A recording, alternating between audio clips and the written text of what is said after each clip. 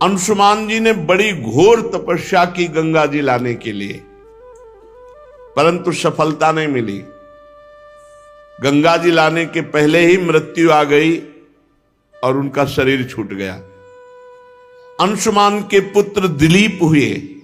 महाराजा दिलीप जी ने भी भारी तपस्या की गंगा जी को भूतल पर लाने के लिए, परंतु गंगा जी लाने में असफल रहे और उनकी भी मृत्यु हो गई। दिलीप के पुत्र हुए भगीरथ जी। उन्होंने भारी तपस्या बचपन से ही की गंगा जी को प्रसन्न करके भूतल पर लाने के लिए। देखो 3 पीढ़ी लग गई, तब गंगा जी प्रसन्न हुई। गंगा जी ने प्रसन्न होकर के दर्शन दिया और कहा, मैं तुम्हें वर देने के लिए आई हूं, क्या तुम वरदान चाहते हो? भगीरथ जी ने बड़ी नम्रता से साष्टांग प्रणाम किया गंगा मैया को और प्रार्थना की कि आप मृत्यु लोक में पधारिए और हमारे पुरखों का कल्याण कीजिए। गंगा जी ने कहा कि जिस समय मैं स्वर्ग से पृथ्वी पर गिरूंगी तो कोपि धारिता वेगम पतंत्या में महीतले अन्यथा भूतलम भित्वा नृपयासे रसातलम। कोई चाहिए जो भूमंडल पर पृथ्वी लोक में बीच में मुझे रोक ले, अगर नहीं रोका तो मैं अपने वेग से रसातल को चली जाऊंगी, तुम्हारा प्रयास निष्फल।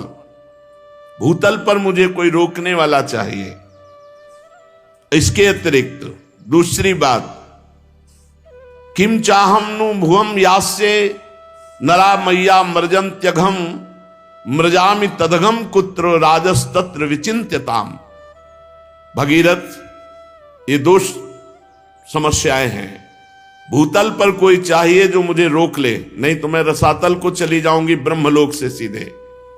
और दूसरी बात, पृथ्वी पे जाऊंगी तो पापी लोग मेरा स्पर्श करके निष्पाप हो जाएंगे, पर मैं पाप युक्त हो जाऊंगी, तो मैं पाप कहां धोऊंगी? इस विषय पर तुम विचार करो। भगीरथ जी ने कहा, पहले समस्या का तो समाधान मैं अभी किए देता हूं। साधवो न्यासिनः शांता ब्रह्मिष्ठा लोक पावनाः हरंत्यघम तेंग संगात ते स्वास्ते हग्रभिद्धरी। माता, तुम चिंता मत करो, जब पृथ्वी पर आप जाओगे तो पापी ही आपका स्पर्श नहीं करेंगे। जो लोग परलोक के सुख संपत्ति का त्याग कर चुके हैं, जो संसार से संन्यास लेकर निरंतर भजन में लगे हैं, ऐसे शांत ब्रह्मनिष्ठ महात्मा जब आपका स्पर्श करेंगे तो आप निष्पाप हो जाओगे। गंगा को भी पाप रहित करने की सामर्थ्य भगवत भक्त में है, भगवत प्रेमी महात्मा में है। साधवो न्यासिना, जिन्होंने समस्त भोगों का त्याग कर दिया, ऐसे सन्यासी। शांता, जो हर द्वंद्व सहते हैं। ब्रह्मिष्ठा, जो ब्रह्मनिष्ठा वाले। लोक पावना, जो लोकों के पावन करने की सामर्थ्य रखते हैं। हरंत्यघम तेंग संगात, वो जब गंगा में गोता लगाएंगे तो गंगा निष्पाप हो जाएंगी। ये बात कही भगीरथ जी ने। वो अपने अंग स्पर्श से, हे गंगा, तुम्हारे पापों को नष्ट कर देंगे, क्योंकि उनके हृदय में अगरूप अघासुर को मारने वाले भगवान श्री कृष्ण का निरंतर चिंतन होने के कारण भगवान वहां प्रकाशित हो जाते हैं। हृदय में भगवान कब प्रकाशित होते हैं? निरंतर चिंतन करने के कारण। और दूसरी बात कि तुम्हारा वेग रसातल में भेद कर चला जाएगा तो नहीं माता, बीच में ही धारयिष्यति ते वेगम रुद्रस्त्वात्मा शरीरिणाम यस्मिन् नोतमिदं प्रोतम विश्वम साटीव तंतुषु। तुम चिंता ना करो, मैं रुद्रदेव की तपस्या करूंगा, भगवान शंकर से कहूंगा, ब्रह्मलोक से जब तुम गिरोगी तो तुम्हें बीच में ही रोक लेंगे। तो गंगा जी ने सोचा कि महादेव जी किस में रोक लेंगे मुझे, देखते हैं। तो गंगा जी ने जो ही ब्रह्मलोक से ऐसी विशाल धारा गंगा जी की भगवान शंकर ने जटा खोल दी। जटा कटा संभ्रमम भ्रमण निलंप निर्झरी विलोलवी चिवल्लरी विराजमान मूर्धनी, और बांध लिया जटाओं, गंगा की धारा को जटाओं में लपेट लिया। भगीरथ ने कहा महाराज नीचे कुछ बूंद तो गिरे, नहीं तो हमारे पुरखे तो वैसे ही रह गए। तब एक जटा खोली तो 3 गंगा के स्वरूप हुए, अलकनंदा, भागीरथी, मंदाकिनी। अलकनंदा स्वर्ग गंगा, पाताल गंगा मंदाकिनी जो अनुसुईया जी के आश्रम में प्रकाशित हुई चित्रकूट में, और भागीरथी तो पावन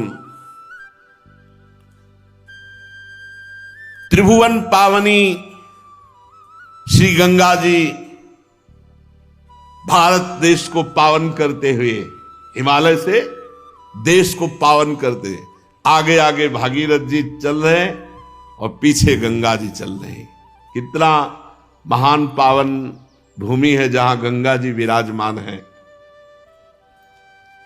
गंगा जी भगवती तव तीरे नीरमात्रा सनोहम विगत विषय तृष्णा कृष्ण माराधयामि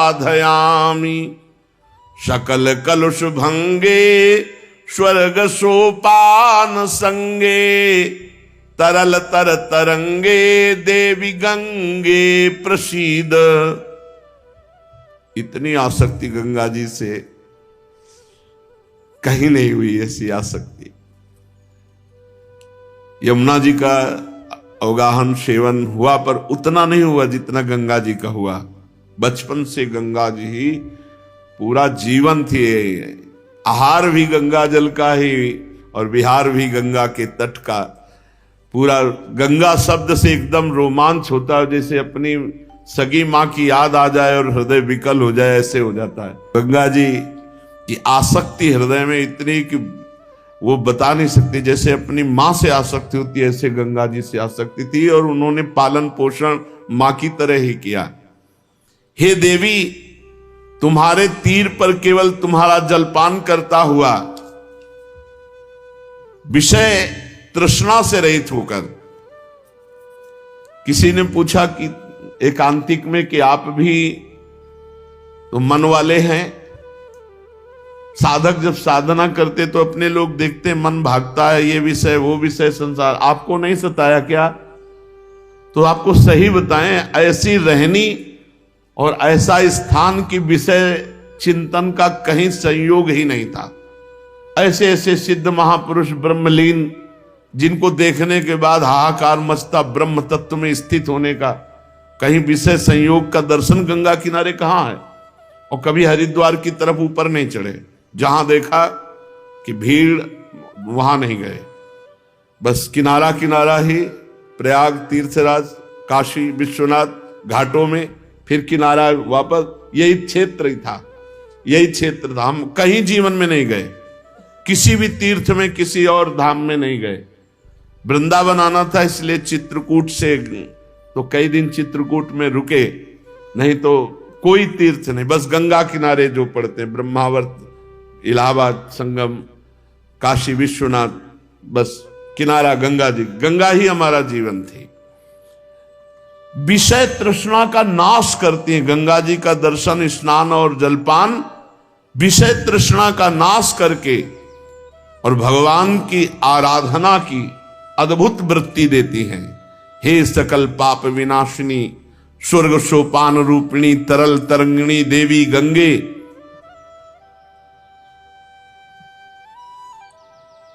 मुझ पर प्रसन्न हो। भगवती भवलीला मौलिमाले तवाम्भः कर्णमणु परिमाणम प्राणिनो ये स्पृशंति अमर नगर नारी चामरग्राहिणी नाम विगत कलि कलंकातंक मंके लुठंती। हे भगवती गंगा, तो महादेव जी के मस्तक की लीलामयी माला हो। जो प्राणी नित्य तुम्हारे जल कण के अणुमात्र का भी स्पर्श करता है, वो कलि कलंक के भय को त्याग कर दिव्यता को प्राप्त होता है। कलयुग उसका कुछ नहीं बिगाड़ सकती। जो गंगा जल का पान करते हैं, एक बूंद ही चाहे रोज। गंगा जल है कौन? हमारे प्रभु का चरणामृत है, वामन भगवान का, जिनका चरणामृत गंगा कहा गया, जिस गंगा जी को देवाधिदेव महादेव सर पर धारण किए। ब्रह्मांडम खंडयंती हर शिरस जटावल्ली मुल्लासयंती स्वरलोकादा पतंती कनक गिरि गुहा गंड शैलात् स्खलंती छोणी पृष्ठे लुठंती दुरित चय चमुर निर्भरम भर्सयंती पाथोदिम पूरयंती सुर नगर सरित पावनी नः पुनातु। ब्रह्मांड को फोड़कर निकलने वाली महादेव जी की जटालता को उल्लसित करती हुई, स्वर्गलोक से गिरती हुई सुमेरु की गुफा और पर्वतमाला से झड़ती हुई पृथ्वी पर लौटती हुई पाप समूह की सेना को कड़ी फटकार देती हुई, समुद्र को भरती हुई देवपुरी की पवित्र नदी गंगा हमें पावन करे। श्री गंगा जी वरदान है, ब्रह्मद्रव है, मूर्तिमान भगवत स्वरूप है। हम भारतवासियों का कितना सौभाग्य जहां की नदी के रूप में ब्रह्मद्रव, बिल्कुल सच्ची कहते हैं, रोज नया उत्साह, नई एक अगन भगवत प्राप्ति की, तत्वबोध की। कभी ऐसा खान पान विश्राम संसार ये स्मरण की ही वृत्ति नहीं रही। गंगा जी की कृपा से ये स्मरण की ही वृत्ति नहीं थी। त्रिकाल गंगा स्नान, तीनों टाइम सर में डुबकी लगा के, ऐसे नहीं कि ऐसे हाथ पैर धो लिए, ऐसे तीनों बार गंगा जी का स्नान, चाहे सर्दी हो चाहे गर्मी चाहे बरसात। तो जब लगन लगती है तब फिर कुछ नहीं सुनाई देता। ये मन तभी आपको, आपके हृदय में अभी लगन नहीं लगी, भगवत प्राप्ति की लगन लग जाए तो ये विषय, अरे ब्रह्मादिक के भोग सब विषम लागत ताई, नारायण ब्रज चंद की लगन लगी ही जाए। ऐसे ही जो गांव के लोगों के 100 फेंक दिए जाते हैं, कुत्ते किनारे लाके ऐसे नोच रहे, वहीं बैठे हैं, वहां भोग सुहाई देगा, भोग चिंतन सुहाई देगा। वहां तो बस हाय हाय मचा। ये शरीर की दुर्दशा, यही हमारे शरीर की दुर्दशा होगी। फिर भगवत तत्व का अगर बोध नहीं हुआ तो मतलब क्या रह गया। वहां यही दृश्य, कहीं चिता में आग लग रही, कहीं कोई हाथ लिए कुत्ता भाग जा रहा है, कहीं कोई टांग घसीट रहा है, यही दृश्य थे। ये दृश्य आग का काम करते हैं वैराग्य के। इस क्या शरीर है। तो कई कई दिन भूखे रहने पर भी पीड़ा थोड़ी होती थी, हर समय ब्रह्माकार वृत्ति। कैसे कैसे जीवन का परम लक्ष्य प्राप्त हो रात दिन। तो ये जो प्राकृतिक कष्ट हैं ये सुख का अनुभव कराते हैं। जैसे योद्धा को जब घाव होता है तो सुख होता है, कायर पुरुष भयभीत होता है, ऐसे जिसका लक्ष्य होता है भगवत प्राप्ति। और गंगा जी वैराग्य में ऐसा पेट्रोल का काम करती है। अगर थोड़ा भी वैराग्य है तो बढ़ा के वैराग्य को बिल्कुल अवधूत बना दे। गंगा जी की अपार महिमा, और यमुना जी की महिमा है कि वैराग्य से अनुराग में डुबा दे, प्रेम में डुबा दे। श्री भगीरथ जी त्रिभुवन पावनी गंगा जी को वहां लेकर के गए जहां उनके पितरों के शरीर राख बने हुए पड़े थे। आगे आगे वो वायु के वेग के समान रथ पर सवार होकर चल रहे, पीछे गंगा जी कलरव करती हुई दौड़ रही है, कल कल करती हुई गंगा जी दौड़ रही।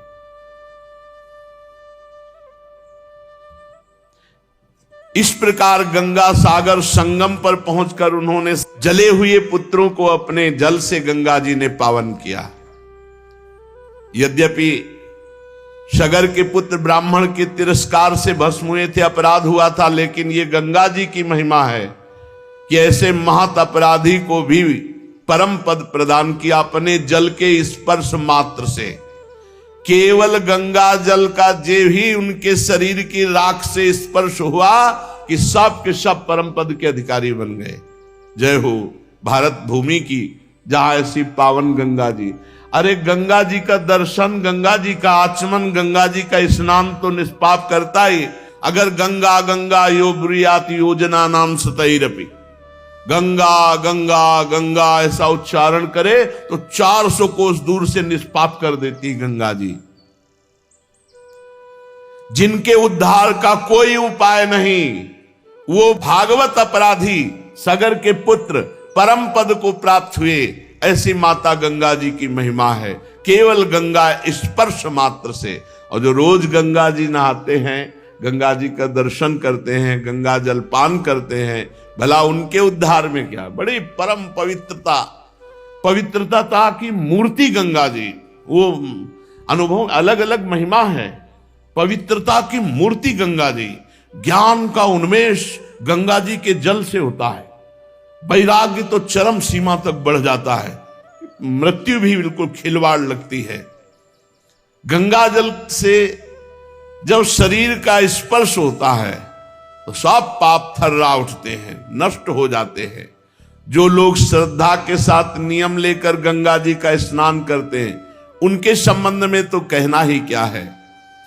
मैं गंगा जी की महिमा के संबंध में जो कुछ कहा है उसमें कोई आश्चर्य की बात नहीं, क्योंकि गंगा जी सर्वाश्चर्य में भगवान के चरण का धोवन है।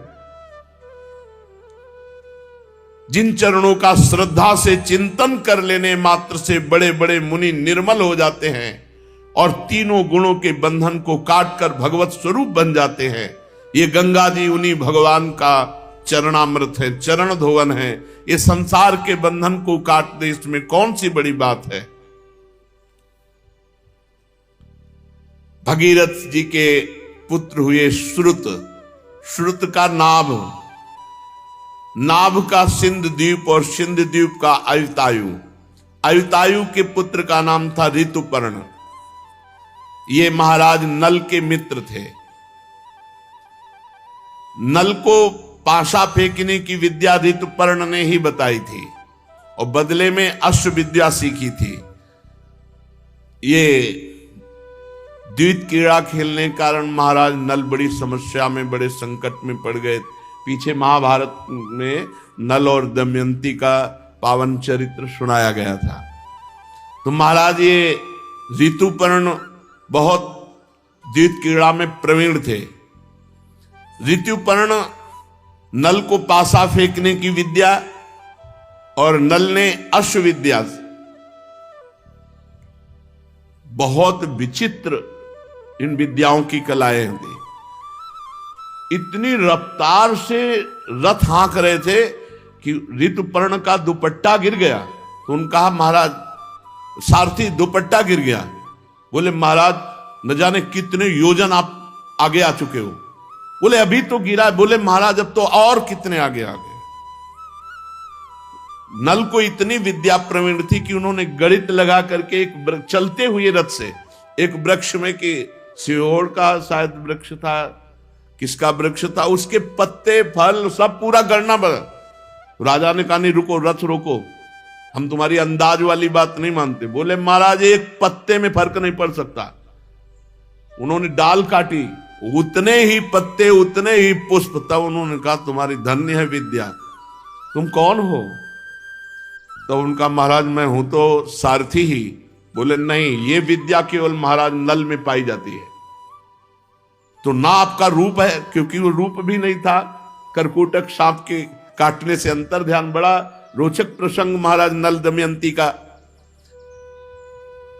आज भी आनी है कि अगर ऋतुपर्ण राजा और नल करकोटक सांप इनका स्मरण करे तो कलयुग का प्रभाव उसके ऊपर नहीं आएगा।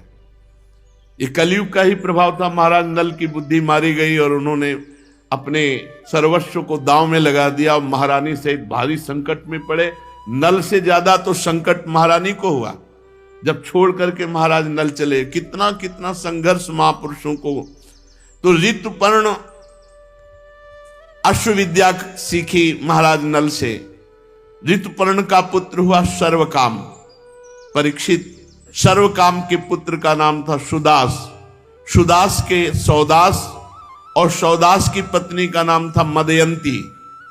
सौदास को ही कोई कोई मित्र शाह कहते हैं, और कहीं कहीं उन्हें कलमशपाद भी कहते हैं। वशिष्ठ जी के शाप से ये राक्षस भाव को हो गए थे, फिर अपने कर्मों के कारण ये संतानहीन हुए।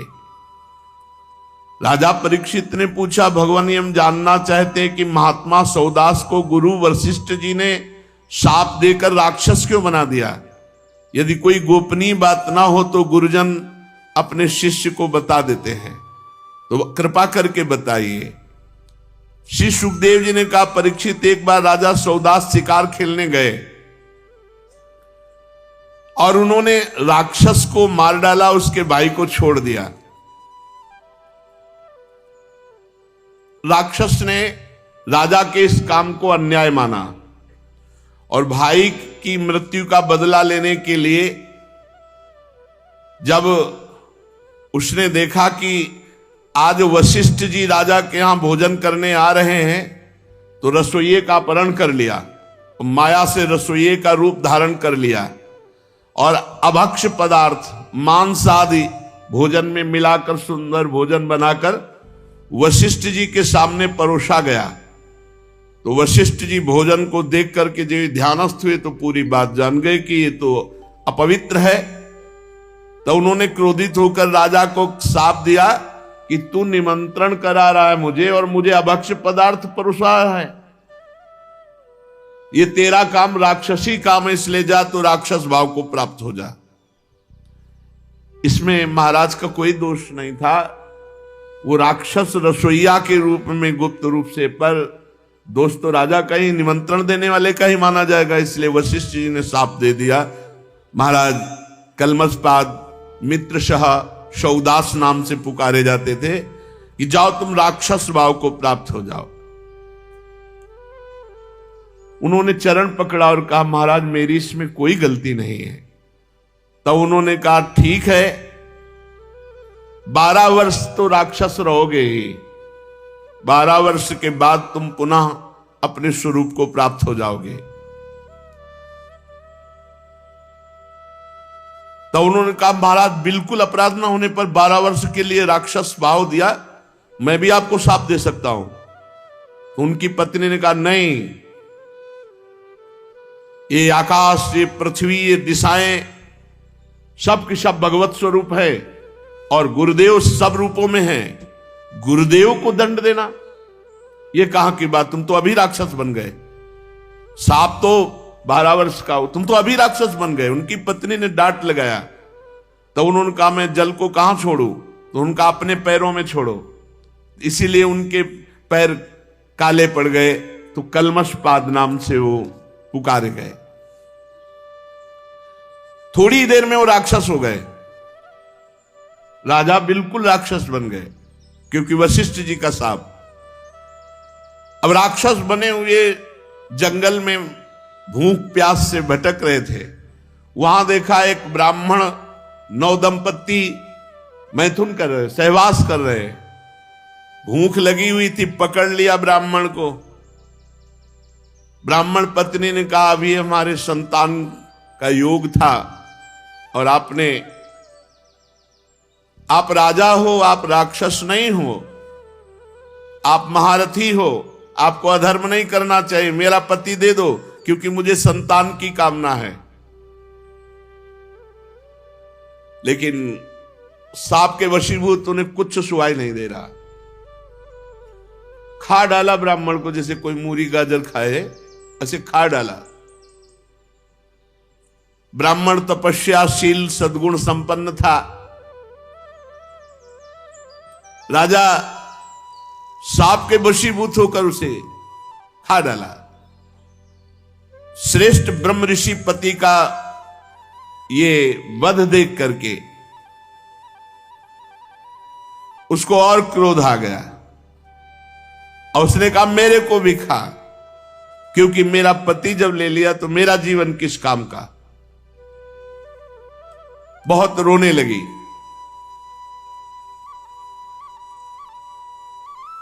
महाराज ने कहा मुझे कुछ सुहाई नहीं दे रहा है, मेरे अंदर राक्षस भाव जागृत हो चुका है, मैं तुम्हें भी खा जाऊंगा, पर अभी मेरी भूख नहीं लगी, मैं कोई दया करके नहीं छोड़ रहा हूं, मेरी बुद्धि काम नहीं कर रही, वशिष्ठ जी के साप से मैं राक्षस हो चुका हूं। ब्राह्मणी ने क्रोध करके राजा को शाप दे दिया, अरे पापी, मैं जब काम से पीड़ित थी ऐसी अवस्था में मेरे पति को खा गया, इसलिए जब तू स्त्री सहवास करना चाहेगा तो तेरी मृत्यु हो जाएगी, ये मैं शाप देती हूं। वो ऐसे ही बेचारे सांप पे परेशान थे और सांप ऊपर। चलो कलयुग में सांप ही नहीं है, बहुत बचत है। 12 वर्ष बीतने के बाद जब तू सांप से मुक्त होगा और अपनी पत्नी के पास जाएगा, उस समय मेरा सांप काम करेगा। अब तो वो इसे राक्षस भाव को प्राप्त हुए, अब राक्षस भाव में सांप मिल गया कि गृहस्थी लायक नहीं रह गए। उन्होंने इतना दिमाग काम कर रहा था, ये सांप याद रखा और जीवन में कभी गृहस्थ सुख नहीं भोगा महाराज कलमशपाद, इसलिए वो संतानहीन हो गए। 12 वर्ष के बाद वशिष्ठ जी ने संतान प्रदान की, 7 वर्ष तक गर्भ धारण किया, परंतु बच्चे नहीं हो रहा था। वशिष्ठ जी की कृपा से गर्भाधान तो हुआ, पर 7 वर्ष तक बालक नहीं हुआ। तो वशिष्ठ जी ने एक पत्थर उठाया और पेट पर आघात किया। पत्थर को शास्त्रीय भाषा में अस्म कहते हैं। अस्म से चोट करने के कारण वो बालक प्रकट हुआ तो अस्मक कहलाया। ये बहुत चक्रवर्ती सम्राट हुए अस्मक जी। जब परशुराम जी पृथ्वी को क्षत्रियहीन कर रहे थे, तब अस्मक जी को ही छुपा लिया गया था। इन्हीं को नारी कवच कहते हैं। इन्हीं से फिर आगे चलकर क्षत्रिय वंश का विस्तार हुआ। मूलक के पुत्र हुए दशरथ, दशरथ के एडविड, एडविड के राजा विश्वसा, विश्वसा के खड़वांग हुए। महाराज खड़वांग ऐसे महावीर थे, इन्हें कोई जीत नहीं सकता था।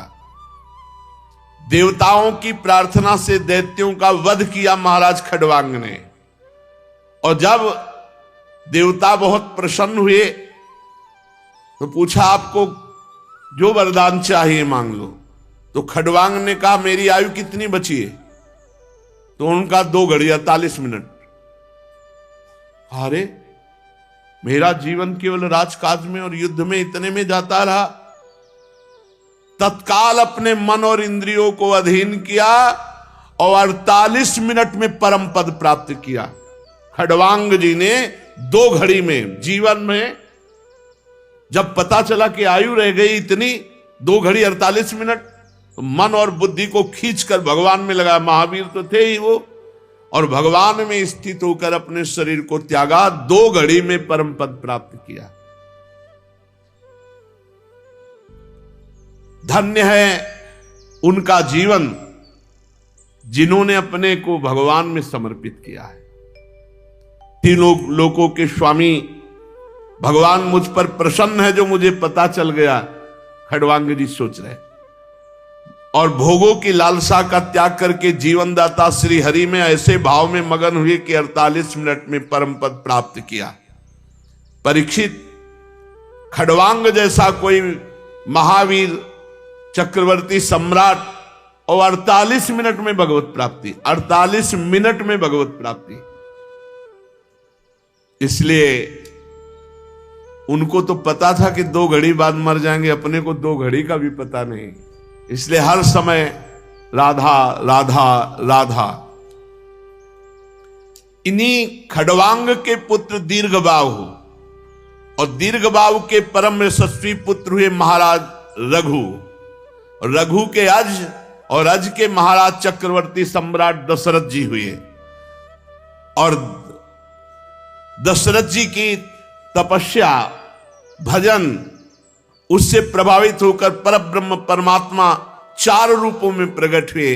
राम लक्ष्मण भरत शत्रुघ्न, खड़वांग के वंश में ही।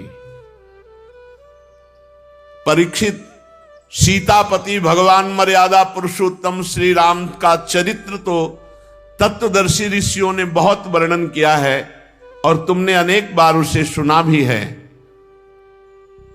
भगवान श्री राम सत्य प्रतिज्ञ, अपने पिता राजा दशरथ के सत्य की रक्षा के लिए राजपाट छोड़ दिया और 14 वर्ष तक वनवास स्वीकार किया।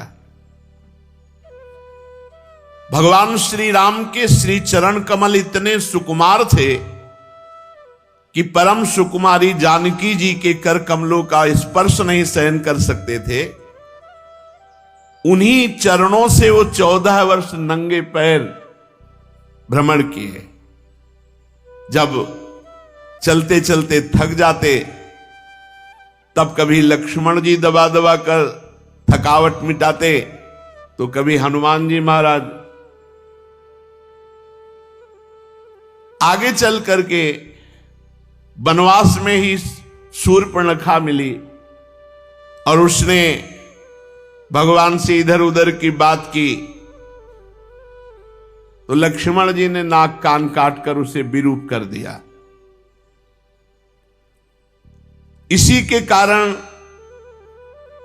खरदूषण आदि से युद्ध हुआ। फिर रावण के पास गई और इसी घटना के कारण जानकी जी का वियोग सहना पड़ा श्री राम जी को। इस वियोग के कारण क्रोधवश भगवान श्री राम की भौहें तन गई, जिन्हें देखकर समुद्र भयभीत हो गया।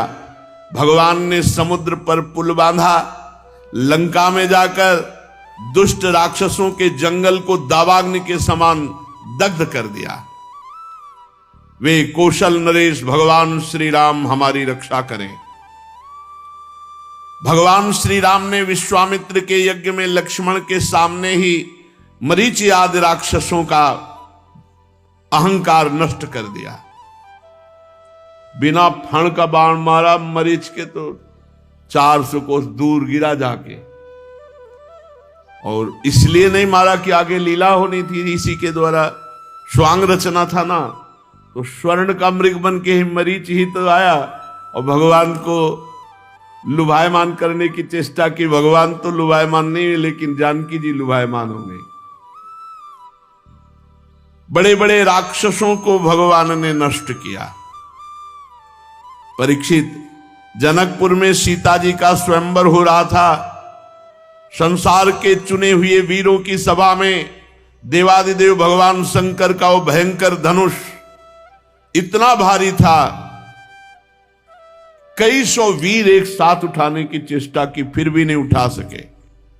भगवान मर्यादा पुरुषोत्तम श्री रामचंद्र जी ने उसी धनुष को बात की बात में उठाकर डोरी चढ़ा दी और खींचकर बीचों बीच से उसके टुकड़े कर दिए, जैसे हाथी का बच्चा खेलते खेलते ईख तोड़ दे।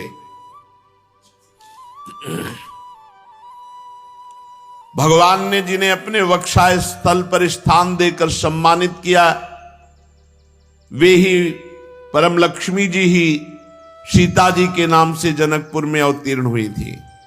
गुणशील अवस्था, शरीर की गठन और सौंदर्य में वो भगवान श्री राम के अनुरूप थी। भगवान ने धनुष तोड़कर उन्हें प्राप्त कर लिया। अयोध्या को लौटते समय मार्ग में उनकी परशुराम जी से भेंट हुई, जिन्होंने 21 बार पृथ्वी को राजवंश के बीज से भी रहित कर देने का संकल्प किया था। बड़ी वार्ता हुई। भगवान श्री राम ने परशुराम जी के अहंकार को नष्ट कर दिया। इसके बाद पिता के वचन को सत्य करने के लिए वनवास स्वीकार किया। यद्यपि महाराज दशरथ ने अपनी पत्नी कैकेयी के अधीन होकर ऐसा वचन बोले, पर भगवान श्री राम सत्य के बंधन में बंद करके पिता की आज्ञा का पालन किया।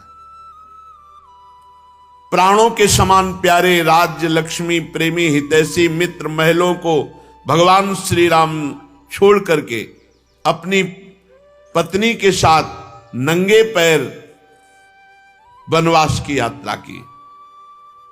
वन में पहुंचकर भगवान ने राक्षसों का विनाश किया।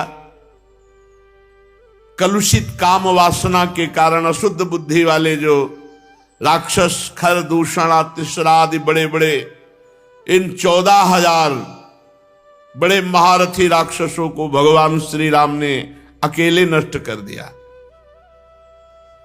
जब रावण ने सीता जी के रूप गुण सौंदर्य आदि की बात सुनी तो उसका हृदय आतुर हो गया।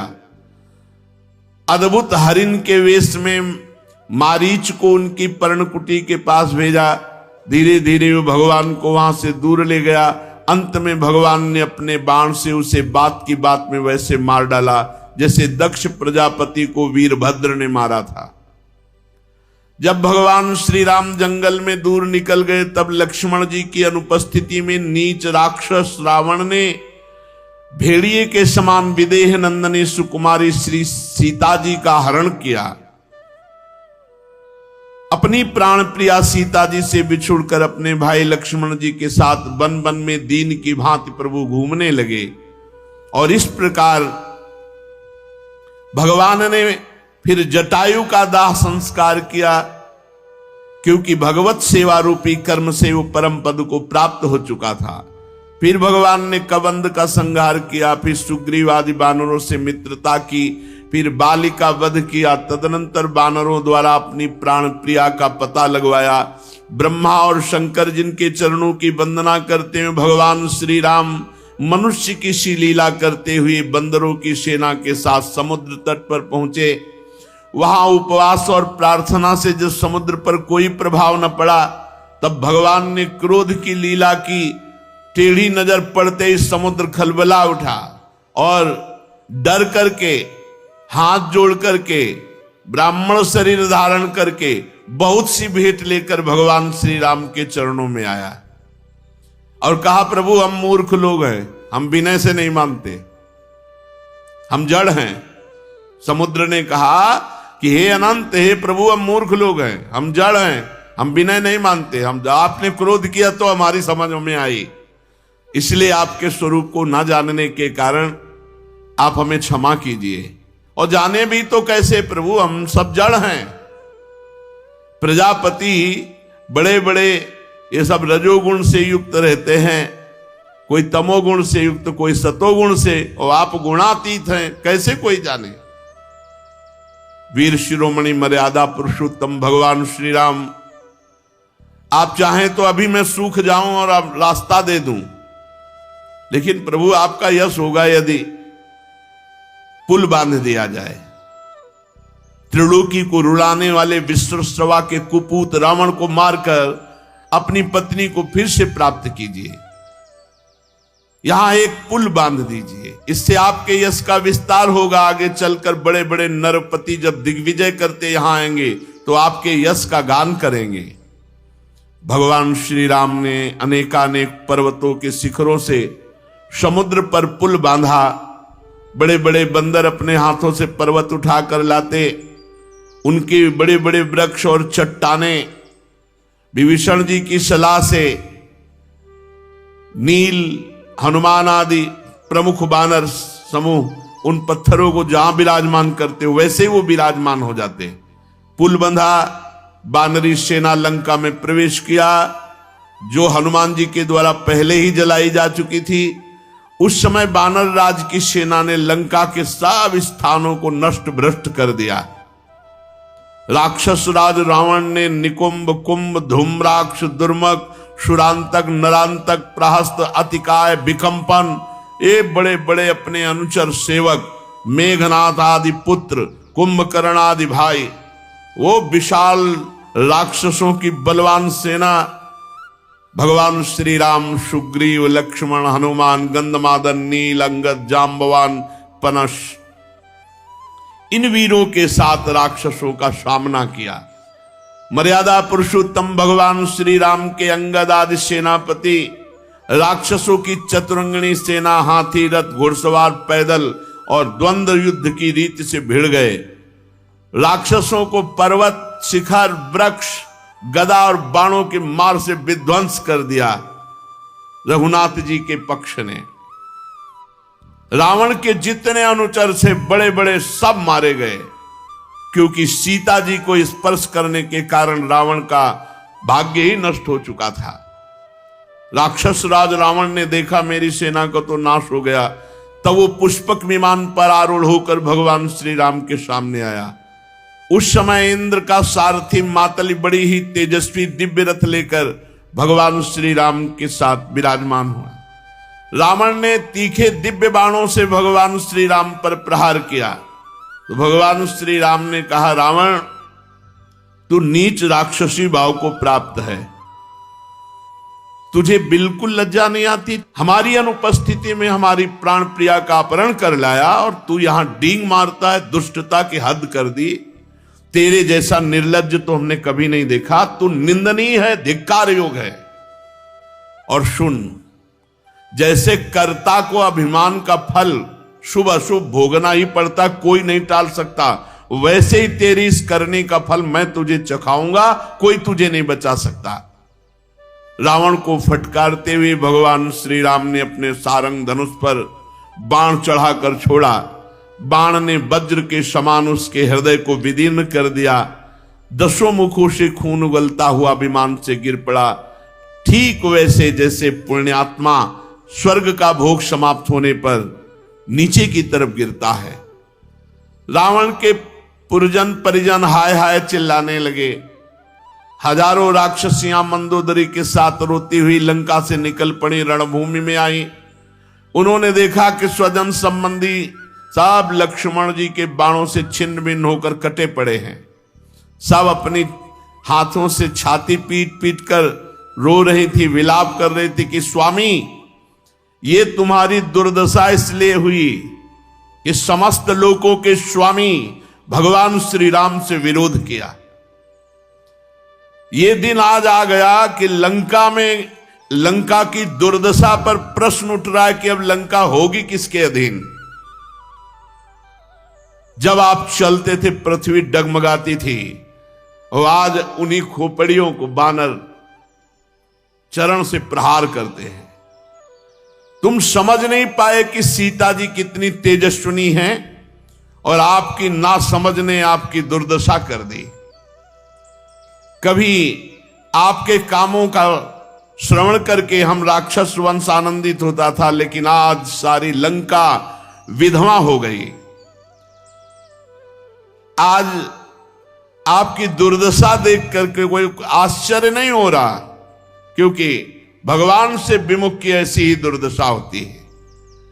जो भगवान से विमुख होता है वो नरक का अधिकारी बनता है। आप नासमझी में सीता जी के प्रति जो भाव किया, वही आपके नाश का कारण बना।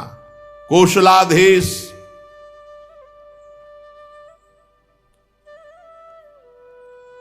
भगवान श्री राम से विरोध, उसी का फल यह है। और भगवान की शरण में विभीषण जी गए तो देखो सर्वोत्तम पद प्राप्त किया, भगवान का दुलार प्राप्त किया। ऐसे सब मंदोदरी आदि विलाप कर रहे थी। भगवान श्री राम ने आज्ञा करी विभीषण जी को कि अपने स्वजन संबंधियों का पितृ तर्पण करो, अंत्येष्टि क्रिया करो। इसके बाद भगवान श्री राम ने अशोक वाटिका के आश्रम में अशोक वृक्ष के नीचे बैठी हुई जानकी जी को देखा, जो भगवान के प्रेम में विरह में अत्यंत दुबली हो गई थी। अपनी प्राण प्रिया श्री सीता जी को अत्यंत दुख में देखकर भगवान श्री राम का हृदय प्रेम और कृपा से भर गया।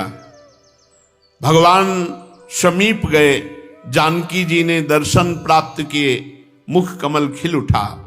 भगवान ने विभीषण को राक्षसों का स्वामी, लंकापुरी का राजा, 1 कल्प की आयु, इसके बाद साकेत धाम में आने की बात निहाल कर दिया।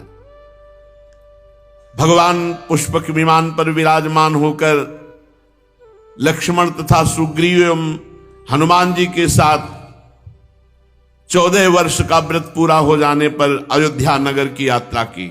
उस समय मार्ग में ब्रह्मादि लोकपाल उनके ऊपर पुष्पों की वर्षा कर रहे थे। भगवान को जब मालूम हुआ कि भरत जी वलकल पहनते हैं और पृथ्वी पर कुशा बिछाकर सोते हैं और जटाएं बढ़ा रखी, तो बहुत दुखी हुए। भरत जी की दशा का स्मरण करके करुणाशील भगवान श्री राम का हृदय भर आया। जब भरत जी को मालूम हुआ कि मेरे प्राणाराध्य भगवान श्री राम आ रहे हैं, तब वे पूर्वासी मंत्री पुरोहित के साथ भगवान की पादुका सर पर रखकर भगवान की अगवानी की। जिस समय भरत जी नंदीग्राम में रह करके भगवान की आज्ञा से समय व्यतीत कर रहे थे, उस समय बड़ी तपस्यामयी स्थिति भरत जी की थी। भगवान श्री राम के अवध पहुंचने पर सबके मन में उत्साह हुआ कि हम भगवान से पहले मिले, भगवान सबके साथ पहले ही मिले। अमित रूप प्रगटे तेहि काला, उसी समय अनंत रूप धारण कर लिए और सबसे पहले ही पहले मिल रहे हैं। सबको अनुभव हो रहा है कि भगवान श्री राम हमें मिले। सबके नेत्रों में आंसू छलक रहे हैं। भरत जी भगवान के चरणों पर गिर पड़े, प्रभु के सामने पादुकाएं रख दी, हाथ जोड़कर खड़े हो गए। नेत्रों से अश्रुधारा बह रही। भगवान ने अपने दोनों हाथों से भरत जी को उठाया और गले से लगाया और भगवान ने अपने नेत्र जल से भरत जी का अभिषेक किया, भरत जी को स्नान करा दिया।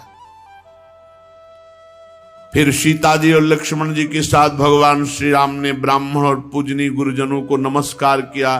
सारी प्रजा ने बड़े प्रेम से सर झुकाकर भगवान के चरणों में प्रणाम किया। उस समय उत्तर कौशल देश के रहने वाली समस्त प्रजा अपने स्वामी भगवान श्री राम को बहुत दिनों के बाद आया देखकर सब वस्त्र हिला हिलाकर फूलों की वर्षा करके आनंद से नाच रहे थे। भरत जी ने भगवान की पादुकाएं, विभीषण जी ने श्रेष्ठ चंवर, सुग्रीव जी ने पंखा, हनुमान जी श्वेत छत्र, परीक्षित शत्रुघ्न जी ने धनुष तरकस, सीता जी ने तीर्थों के जल से भरा कमंडल, अंगद ने सोने का खड्ग, जाम्बवान ने ढाल और भगवान विराजमान चारों तरफ बंदीजन स्तुति कर रहे हैं। भगवान श्री राम की अद्भुत शोभा हुई। इस प्रकार भगवान सबका अभिनंदन स्वीकार करके अयोध्यापुरी में प्रवेश किए। उस समय आनंदोत्सव संपूर्ण अयोध्या में मनाया जा रहा है। राजमहल में प्रवेश करके कौशल्या और अन्य माताओं से, गुरुजनों से सबसे यथायोग्य मिल करके सीता जी और लक्ष्मण जी के साथ भगवान यथायोग्य प्रजा के साथ व्यवहार करते हुए अवध में विराजमान हुए। उस समय जैसे मृतक शरीर में प्राणों का संचार हो जाए, वैसे संपूर्ण अयोध्या में आनंद का संचार भगवान की उपस्थिति में। इसके बाद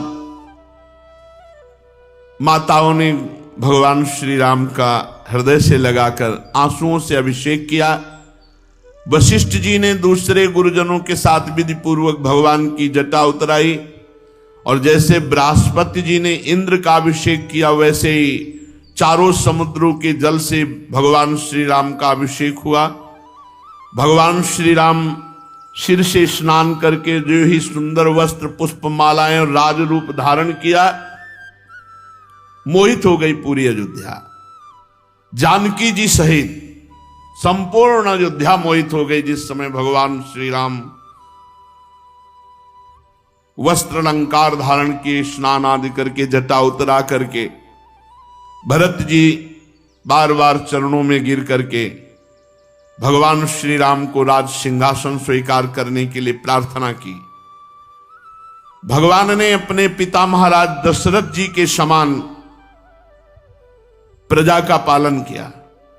परीक्षित समस्त प्राणियों को सुख देने वाले परम धर्मज्ञ, महान, यशस्वी भगवान श्री राम अवध के राजा हुए। त्रेता युग में ऐसा लग रहा था सतयुग पधारा है।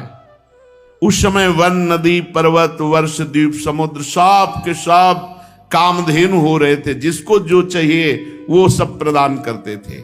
इंद्रियातीत मर्यादा पुरुषोत्तम भगवान श्री राम के राज्य काल में किसी को शारीरिक या मानसिक चिंता नहीं होती, शारीरिक रोग नहीं होते, अकाल मृत्यु नहीं होती, बुढ़ापा नहीं आता, किसी को दुख, शोक, भय, थकावट नाम मात्र की भी नहीं थी, किसी को मरने का भय नहीं रह गया था, सब मृत्यु विजयी थे। भगवान श्री राम ने आजीवन एक पत्नी व्रत धारण किया। भगवान श्री राम के पावन चरित्र जो श्रवण करेगा वो इसी जन्म में परम पद को प्राप्त होगा। सती शिरोमणि सीता जी ने अपने पति के हृदय के भाव का सदैव पोषण किया। प्रेम और सेवाशील से अपने पति को वश में कर लिया, अर्थात भगवान श्री राम को अधीन कर लिया। भगवान श्री राम जी का पावन चरित्र, भगवान श्री राम ने वशिष्ठ जी को आचार्य बनाकर बहुत से आत्मस्वरूप यज्ञों का यजन किया। भगवान श्री राम ब्रह्म ऋषियों को अपना इष्ट देव मानते थे। उनका हृदय द्रवित रहता था, क्या दे दे, ये भगवान का स्वभाव है, द्रवित रहता, क्या दे दे। हृदय में स्नेह, द्रवण क्रिया, सबको देने की भावना, ये भगवान श्री राम में। हमारा मन ही नहीं होता बंद करने क्या, चलो देखो जीवन का यही समय सार्थक जा रहा है और तो सब प्रपंच है। भगवान की चर्चा, भगवान का नाम, ऐसा लगता है कि कुछ और हो ही ना। चित्त का प्रभु में निरंतर डूबना, बस ये ऐसा थोड़ी लग रहा है कि कल की चर्चा हो रही है, ऐसा लग रहा है अभी चर्चा हो रही, अभी प्रभु के साथ। और ये थोड़ी कि राम जी और श्याम जी में कोई अंतर, वही श्याम जी में वही, हमें तो अंतर नहीं दिखाई देता। हमें तो बस अंतर अगर गौर से देखें तो इनकी ग्रीवा सीधी रहती है, वो थोड़ा टेढ़ी रखते हैं, बका एक ही बात है, वही राम जी हैं, वही श्याम जी। से चर्चा आगे। श्री राधा वल्लभ लाल की।